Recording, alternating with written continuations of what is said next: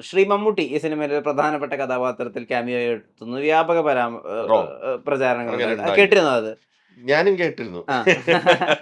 നമുക്ക് അങ്ങനെ ഒരു സ്ക്രിപ്റ്റില് ഒരു ക്യാരക്ടർ ഇങ്ങനെ ഒരു ക്യാരക്ടർ ഉണ്ടായിരുന്നു. ആ.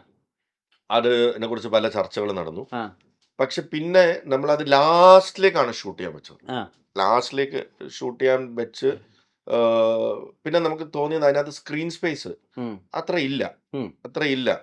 അപ്പൊ അതൊരു ക്രിയേറ്റീവായിട്ട് വേറൊരു രീതിയിൽ നമ്മള് ചിന്തിച്ചാലോ എന്നിങ്ങനെ സ്പേസ് വളരെ though it is a very important character. ഉം. നമ്മൾ ഷൂട്ട് ചെയ്ത് വന്നപ്പോൾ അതിൻ്റെ സ്പേസ് അത്രേ വരുന്നുള്ളൂ ഉം. എന്നുള്ളതുകൊണ്ട് നമ്മൾ വിചാരിച്ചു ഇത് ആടെന്ന് പറയുമ്പോൾ മമ്മൂക്ക എന്ന് പറയുന്ന ലെജൻഡറി ആക്ടറിനെ ഇതിൽ വരുമ്പോൾ ആ ആ ആടെന്ന് പറയുന്ന കോൺസെപ്റ്റും മമ്മൂക്കും കൂടെ എങ്ങനെ ഉം.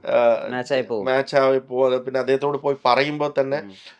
അതിനകത്തൊരു ലോജിക്ക് വേണം. നമ്മൾ അതിന് എന്തുകൊണ്ട് മമ്മൂക്ക എന്നുള്ളത് നമ്മൾ അദ്ദേഹത്തോട് പറയുമ്പോൾ അത് കൺവിൻസിങ് ആയിരിക്കണം. അപ്പം ഞങ്ങൾ പിന്നെ ആ സമയത്താണ് മമ്മൂക്ക ട്രീറ്റ്മെൻറ്റിന് യെസ്, പോവുകയും യെസ്, യെസ്. വല്ലതും ഇതായിട്ട് പോയിട്ട് ചെന്ന പേട്രിയോട്ട് കഴിഞ്ഞിട്ടുമില്ല.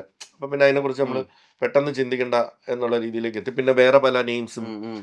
ഡിസ്കസ് ചെയ്യപ്പെട്ടു. ഉം. ഉം. പിന്നെയാണ് നമ്മളത് ആലോചിച്ചത് ആടെന്ന് പറയുന്ന ആളുകൾ എക്സ്പെക്ട് ചെയ്യുന്നത് ചിലപ്പോൾ ഇതായിരിക്കില്ല. ഉം. അതുകൊണ്ട് ഒരു ക്രിയേറ്റീവ് കോൾ അതിനകത്ത് എടുക്കാന്ന് പറഞ്ഞിട്ട് ഉം. ഒരു സർപ്രൈസ് ക്രിയേറ്റീവ് കോൾ അതിനകത്ത് എടുത്തിട്ടുണ്ട്. Okay, yeah okay, okay. So that is gonna B A major surprise. ഉം.